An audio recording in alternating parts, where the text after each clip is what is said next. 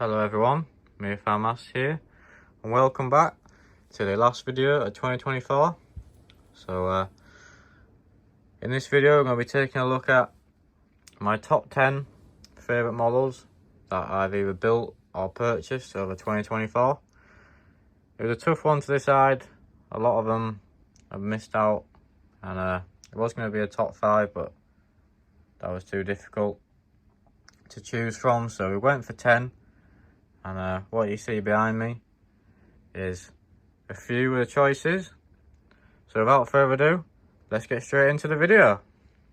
So then guys, moving on to the first model, which is probably the one I'm the most happy with this year.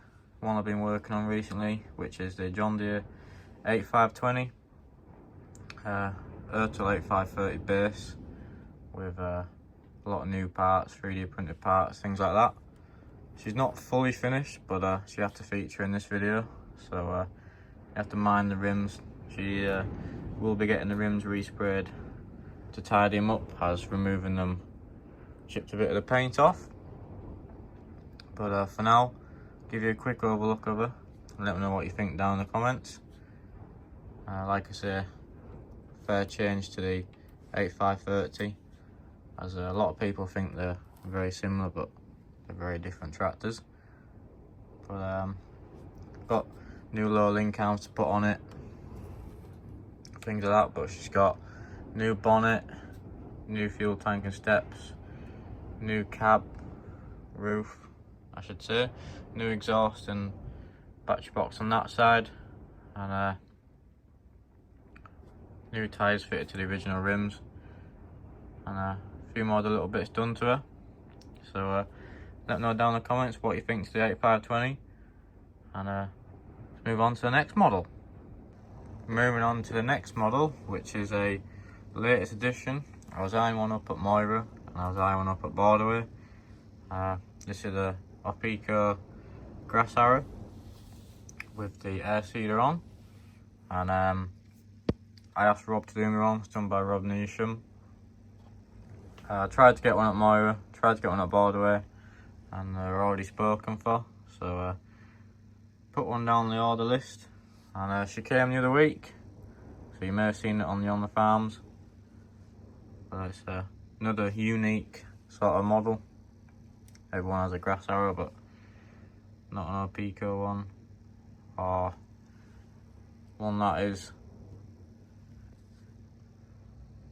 to this sort of spec.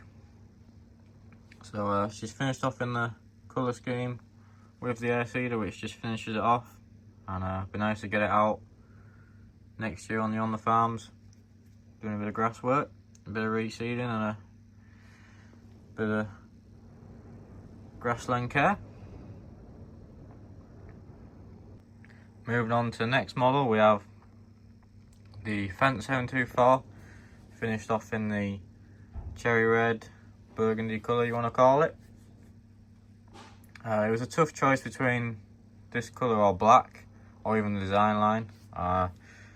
Couldn't really favour any of them, but I thought we'd bring out the cherry red one. It is a very also unique colour, and to be fair, it's possibly up there, probably the best colour in my opinion for it. There's just something about it.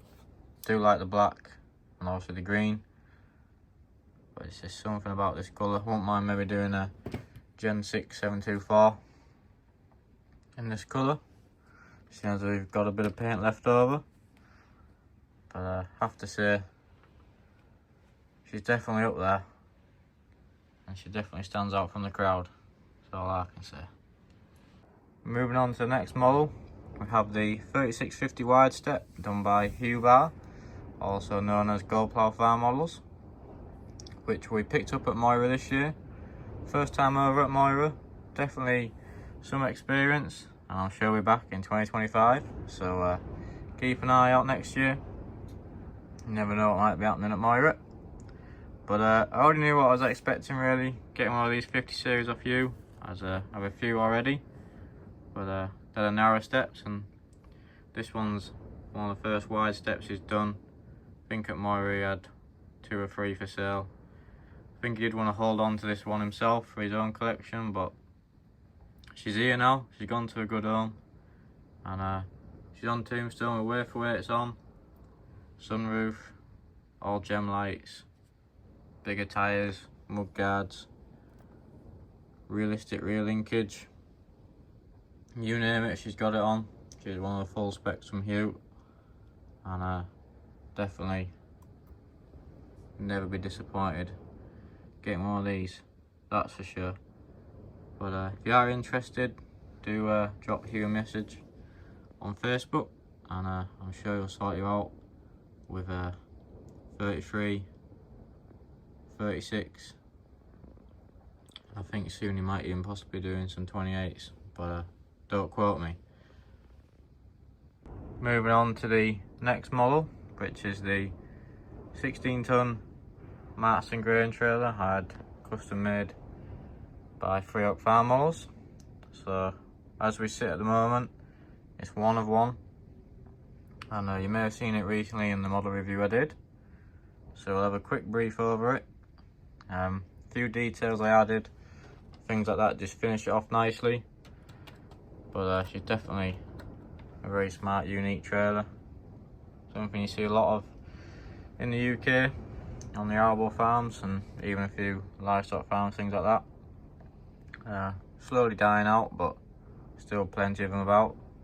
Won't mind a 10 and a 12 ton as well, and also another one exactly the same as this. So hopefully time will tell if we get any more or not. But it'd be nice to also get one with a hydraulic back door.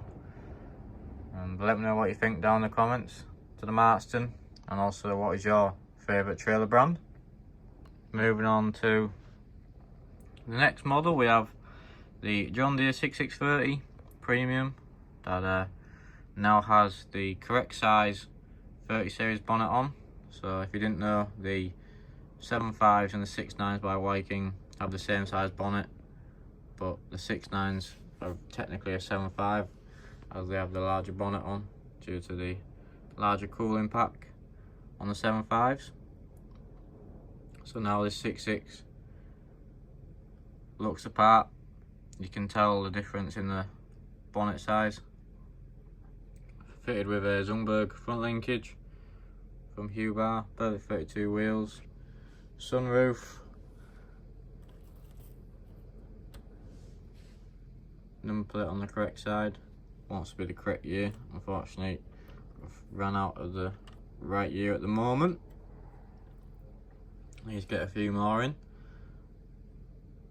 But one thing I'd also like to do is do some more 6-pillar cabs, and do them properly with opening side windows like you see on Gary Thompson's ones. And talking to Hubar,